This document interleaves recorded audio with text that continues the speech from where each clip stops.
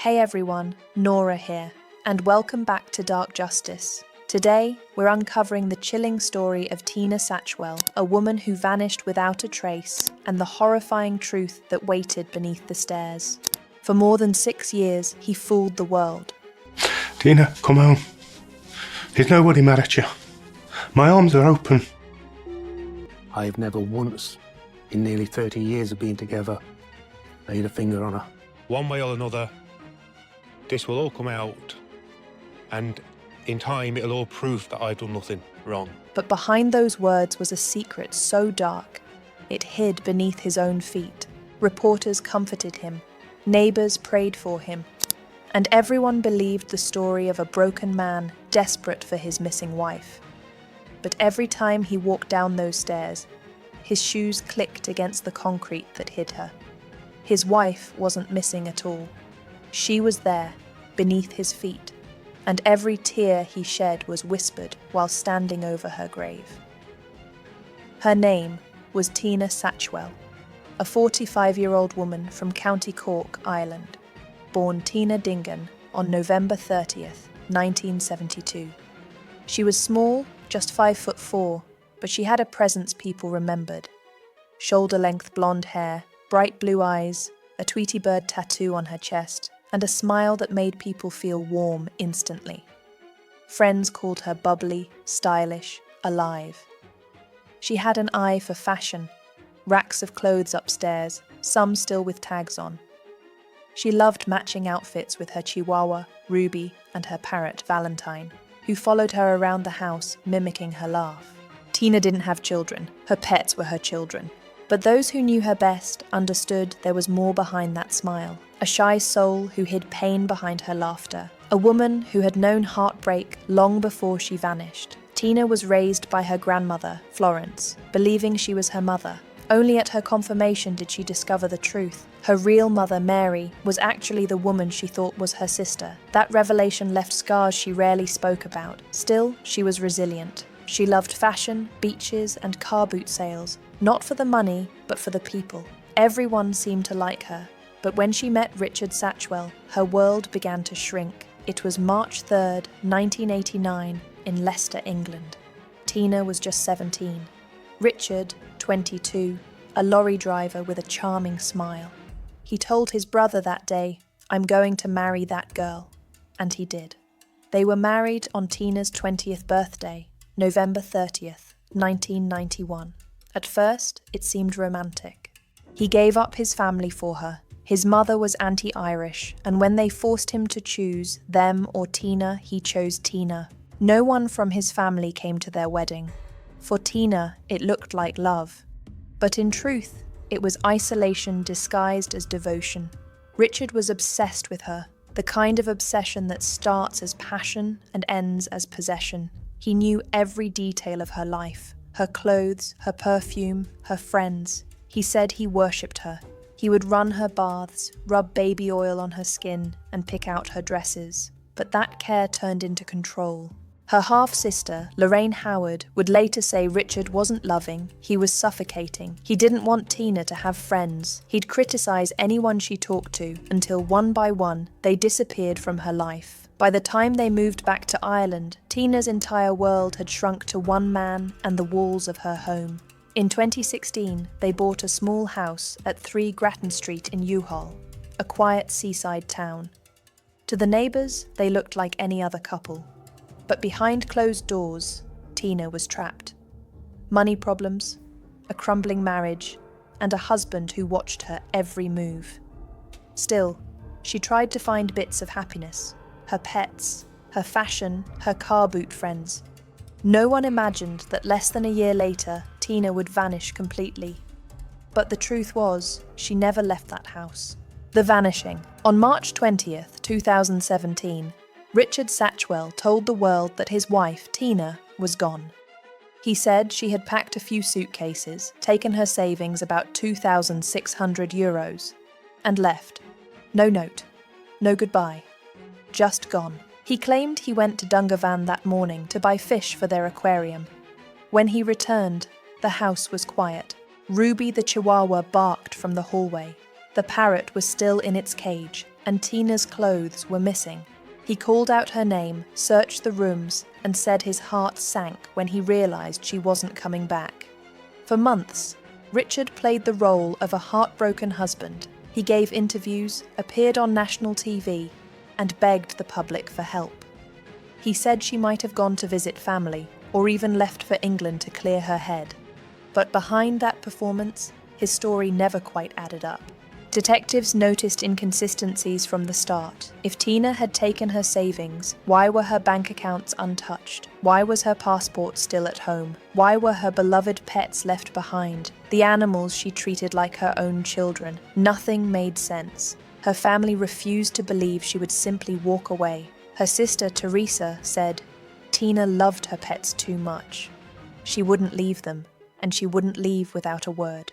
The police searched the house, interviewed neighbours, and followed every lead, but there was nothing. No CCTV footage, no witnesses, no trace of Tina anywhere. It was as if she had vanished into thin air. And through it all, Richard kept talking. He gave long interviews describing how lonely he was. He said, "It's torture not knowing where she is. I can't sleep. I just want her back." He even complained about being suspected by the public, saying he was the real victim. He became strangely defensive, obsessed with how people saw him. At one point, he told a reporter, "If I had done something to Tina, don't you think the guards would have found it by now?" It was a strange thing to say, because no one had asked him that question. For years, the case went cold. The media moved on, and in Youghal, life continued quietly. Richard stayed in the same house, alone, with the same pets Tina had loved. He kept her clothes, her photos, and even her toothbrush in the bathroom, saying it helped him feel close to her. But those who knew him said he didn't look like a grieving husband. He looked like a man waiting for the world to stop asking questions. Then, in September 2023, everything changed. Acting on new intelligence, Garda E returned to 3 Grattan Street, the same house Richard had lived in since Tina's disappearance. Neighbours watched as crime scene tapes surrounded the property. Excavation equipment was brought in. For days, investigators dug through concrete, removing section after section of the floor beneath the stairs. And then, the silence broke. Human remains were found. DNA tests confirmed what many had feared but never wanted to believe. The remains belonged to Tina Satchwell. After 6 long years, the truth had finally surfaced. Literally, the woman the world believed had vanished, had never left her home at all. As the news spread, shock turned to horror. People remembered Richard's interviews, his tears, his desperate pleas. Now they saw them differently. Every public appeal had been a performance. Every word was a lie. When police confronted Richard, he initially denied everything. But the evidence was undeniable. The remains were buried beneath his own house, the house he lived in, slept in, and cried in. Tina had been there all along, just inches away, beneath the stairs. The investigation and the confession. When Gardaí confirmed the remains belonged to Tina Satchwell, the illusion Richard had built for 6 years shattered in an instant. The man who had spent years pleading for his missing wife's return was now the prime suspect in her murder. The investigation team moved quickly. Forensic experts combed through every inch of the house, taking samples from walls, flooring, and furniture. They found evidence of concrete freshly laid beneath the staircase, a section that didn't match the rest of the floor.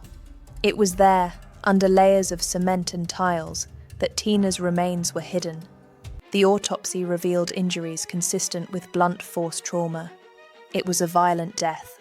And what made it even more horrifying was the realization that her body had been entombed inside the home, while Richard continued living above her for years. Investigators went through hundreds of hours of footage and records.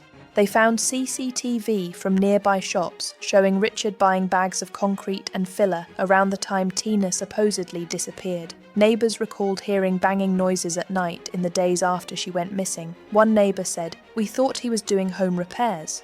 We never imagined he was sealing a grave." When Gardaí brought him in for questioning, Richard tried to stay calm. He said he loved Tina, that her death must have been some terrible accident. But detectives had seen this pattern before.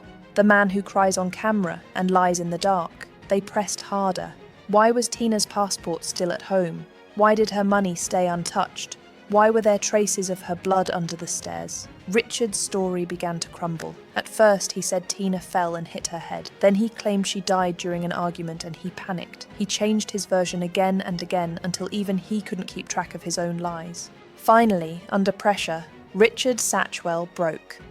He admitted that on the morning of March 20th, 2017, he and Tina had argued. He said Tina wanted to leave him and that she was talking about going back to England. He told police he snapped. He said he hit her, once, hard, and she fell. He claimed he didn't mean to kill her, that he was terrified and didn't know what to do.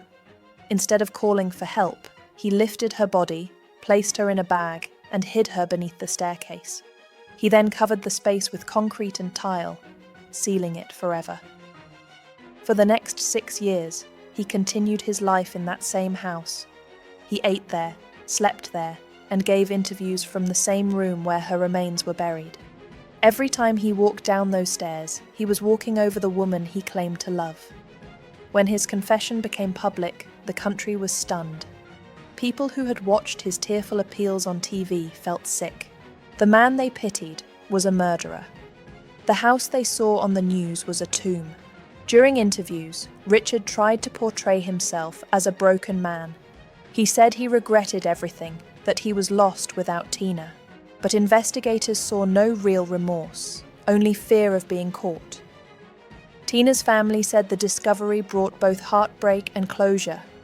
Her sister Teresa said, "At least now we can bring her home. At least now we know the truth." For years, they had prayed for her return. Now they were planning her funeral, the trial and the verdict. When Richard Satchwell was charged with the murder of his wife, the news shook Ireland. For years he had played the part of the grieving husband. Now he stood in the dock as the man accused of killing the very woman he claimed to love. The trial began in 2024. The courtroom was packed with reporters, relatives, and people who had followed the case since the day Tina went missing. Every detail of the investigation was laid bare. The lies, the concrete, the years of deception. The prosecution painted a picture of a controlling husband whose obsession turned deadly. They told the jury how Richard isolated Tina, monitored her every move, and made her life smaller and smaller until she had nowhere left to go. When she finally found the courage to leave, he made sure she never could. They showed photos of the house, the narrow staircase, the hidden cavity beneath it, the layers of cement that sealed her fate.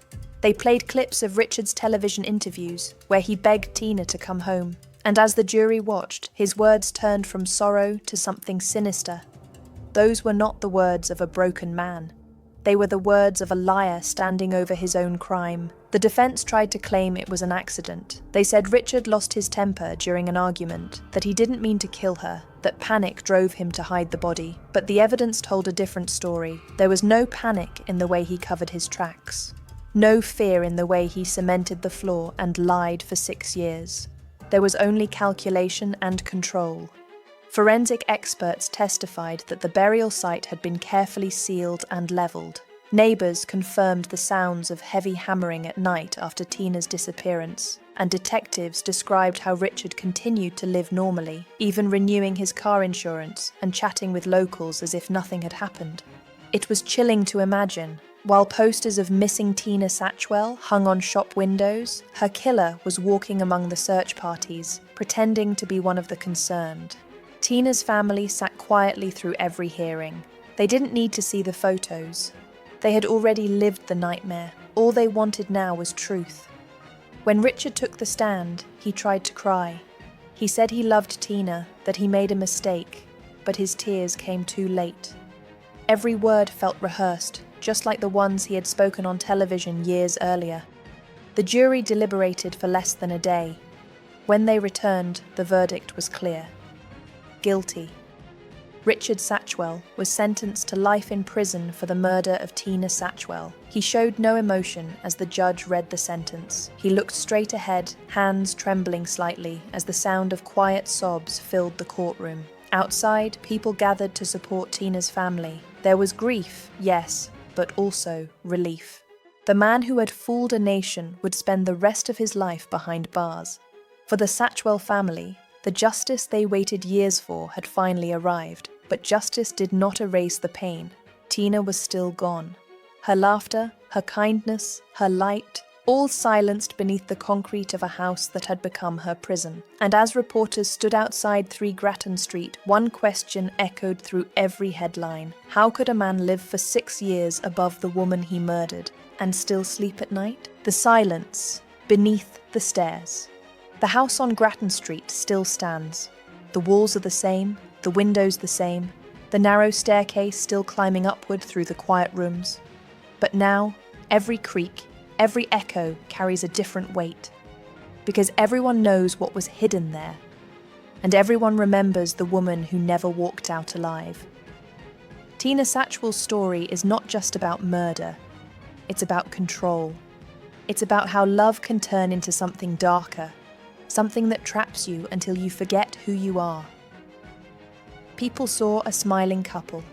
They didn't see the fear behind closed doors, or the loneliness of a woman slowly disappearing long before she was ever reported missing. For years, Tina's family searched for her, hoping for a miracle. Now, they visit her grave instead. Her sister Teresa said she still hears Tina's laugh in her dreams.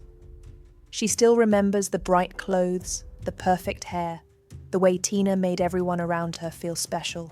That's the memory she chooses to keep. Not the horror of where she was found, but the warmth of who she was. Richard Satchwell took away a life, but he could not erase the truth. He buried her body, but not her story. And today, her name stands for every woman who feels trapped, unheard, or afraid to leave. Tina's voice was silenced, but her story speaks louder than ever. It speaks in every police campaign about domestic violence. It speaks in every news headline that reminds us what real love should never become. And it speaks in the hearts of those who refuse to forget her. 6 years. That's how long she lay beneath those stairs.